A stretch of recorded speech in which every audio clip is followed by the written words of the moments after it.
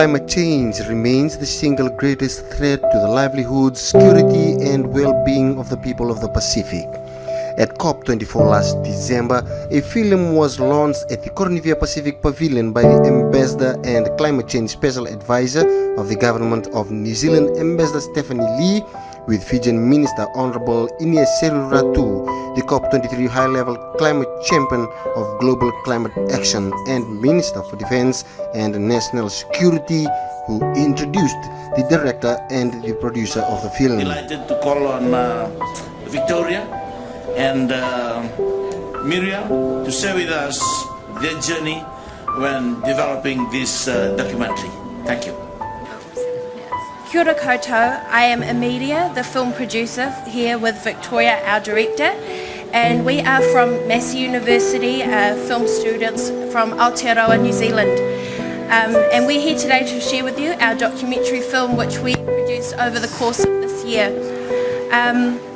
We feel a great level of privilege being able to share with the Pacific story with you here today, and we're happy to share it through a youthful and cultural lens. We would like to acknowledge everyone's achievements and efforts made here at this event, and we would really like to contribute in our own way as filmmakers, and we do that so by the power of storytelling.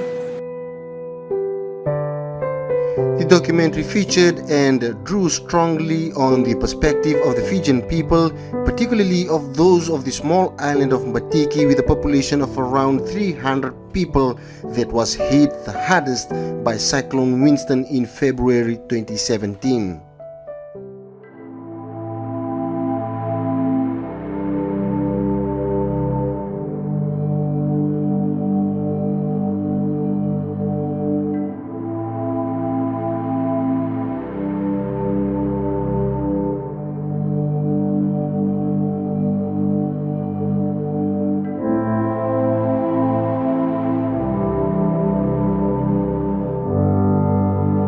Climate change is a state of global crisis.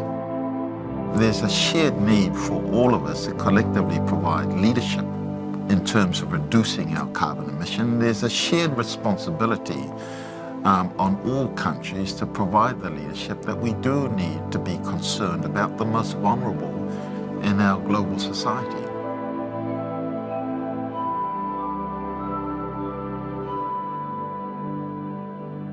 I remember when the tsunami hit Samoa, I think 2013, the elders said that we were being chastised by the mother of the oceans. If there's a hurricane that hits the Pacific, the elders also refer as the sisters are not happy with the people of the lands. And so there's that constant intimate relationship in a spiritual sense with peoples and lands in the Pacific region. And there are no borders when we're talking about families. The ocean connects everybody, so it's shared. From that perspective, we all equally should be treating the ocean like our own personal thing in terms of the care that you give to it. Whether it's in New Zealand or in Fiji, we should provide equal care to its use and be considerate of the other uses beyond your own boundaries. Climate change is very threatening to human civilization as we know it because the impacts are already being felt, but they're going to be accelerating over the course of the coming decades.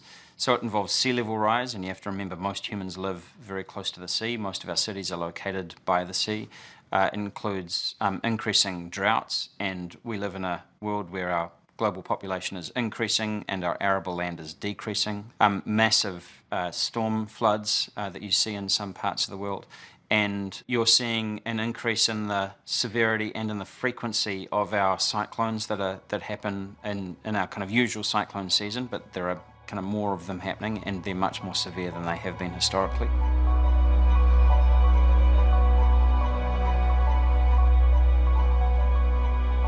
Well, the problem is that humans have been releasing greenhouse gases into the atmosphere over the last 150 years or so, and the major one is carbon dioxide.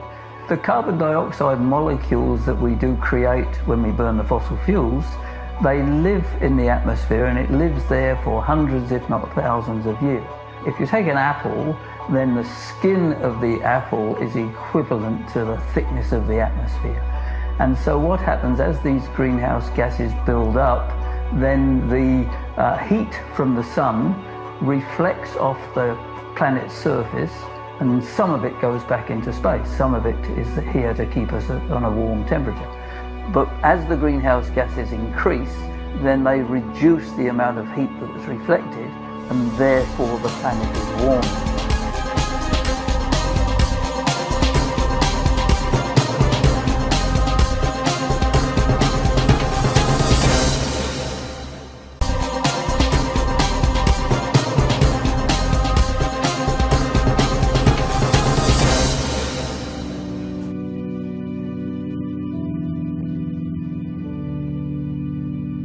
Threats come in different forms.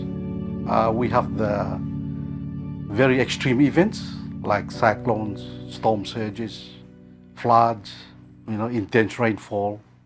These extreme events, we live through them every year, so it's a lifelong experience. But for communities that do not have access to, tools, information, and all that, it comes to them as a surprise, and they're often caught by surprise in terms of the impacts of those climate events.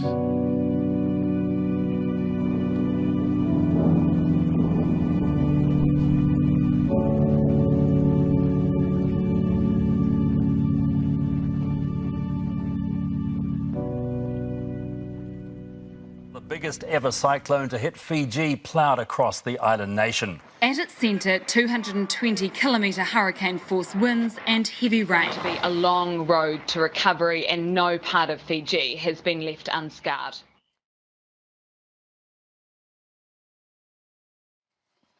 I wasn't really scared. As a pastor myself, I felt a responsibility on my shoulder to see that the whole village are looked after properly.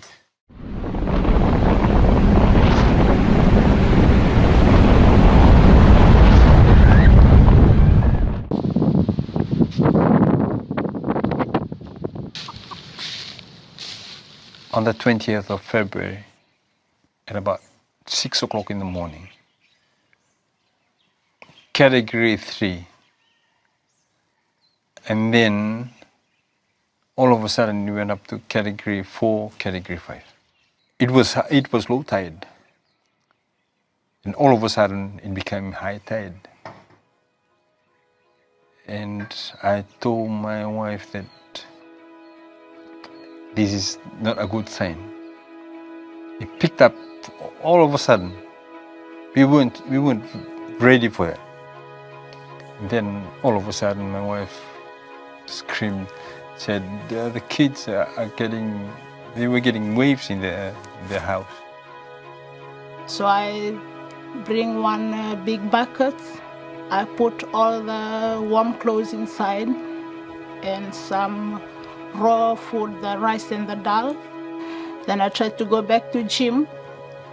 When telling me if he could come and help me taking the kids to the highland.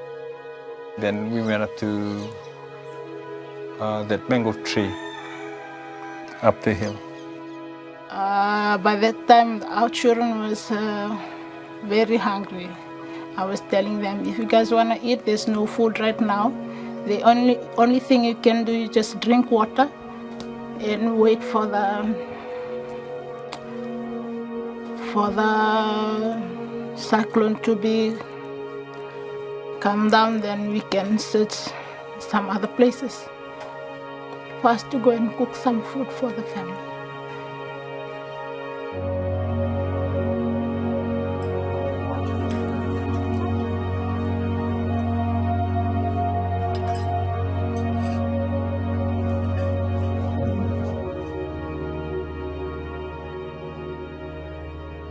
About 2 o'clock we came down, I cooked the rice and the dal, and we called the children down, and he went to look for the other villages member.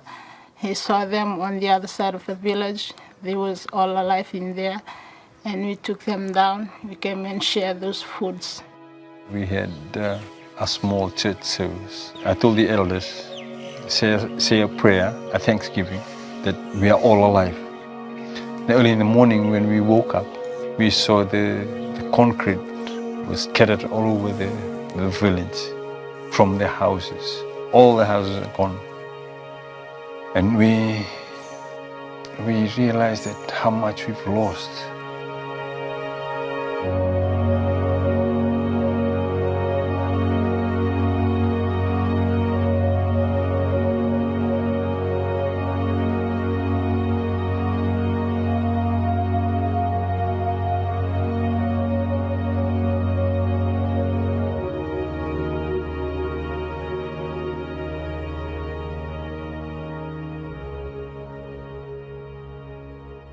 Their islands are simply becoming uninhabitable, and that of course means that their cultures would be lost, their music, their languages, and it's a tragic situation.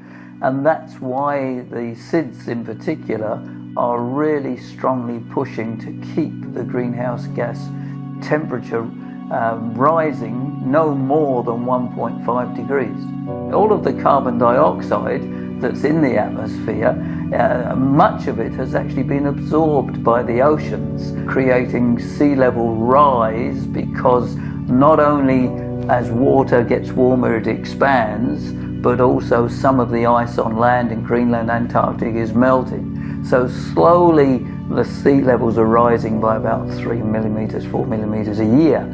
And the predictions are that by the end of this century it could be 60 centimeters, even more, of sea level rise, which is a major impact for coastal communities and such like. Pacific Islands are very diverse. You have big islands with mountains like here in Fiji, but you have also low-lying atolls.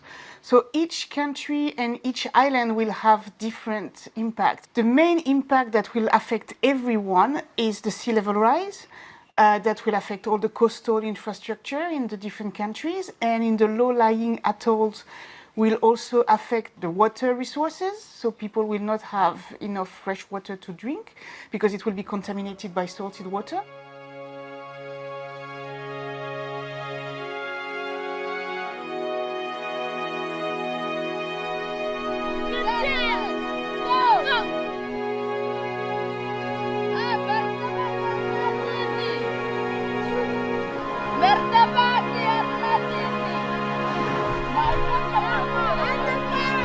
Ona tina cikar na lubengo ona na lubengo.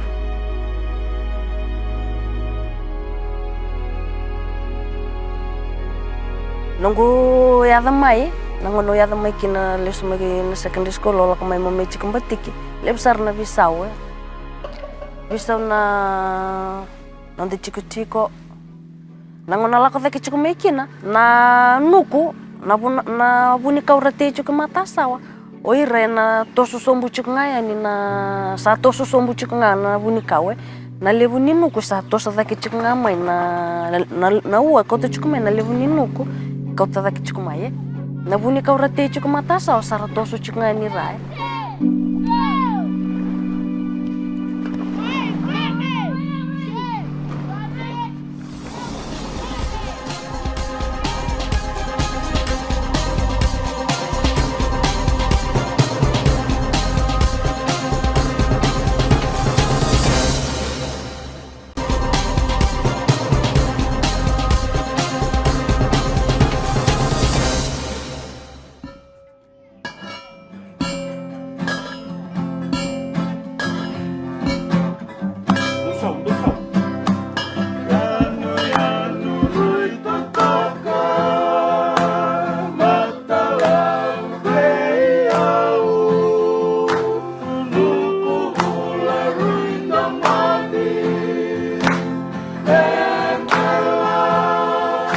This is my village, Yabo village.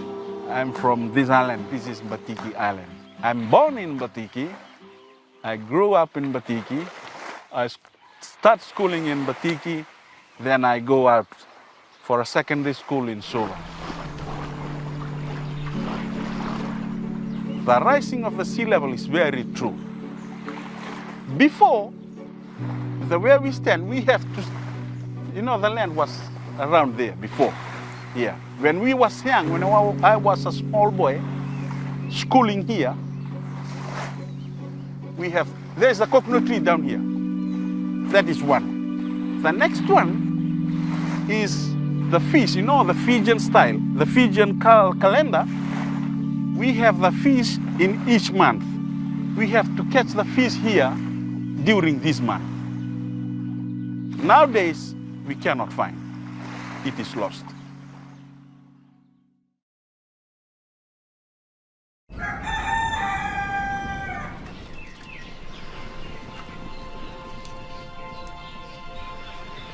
I wake up early in the morning at 5 a.m. I start with my family jobs. I'm a mother, and I do many works in the family and in the village. And this year is my 17th year on Batiki. When I came here, I used to go fishing, used to catch many big sizes of fish. In Batiki, we usually eat fish is the most.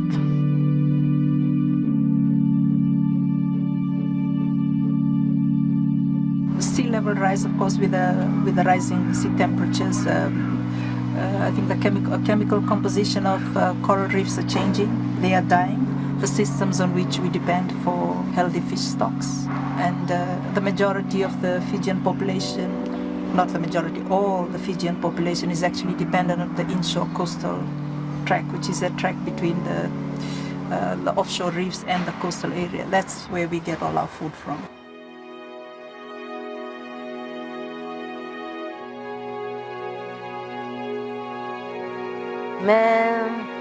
Dona Batiki Vinaka, Dona Kanibibator Dakitaki, Baletirna Lubeki Mamira Lako Chukaningo.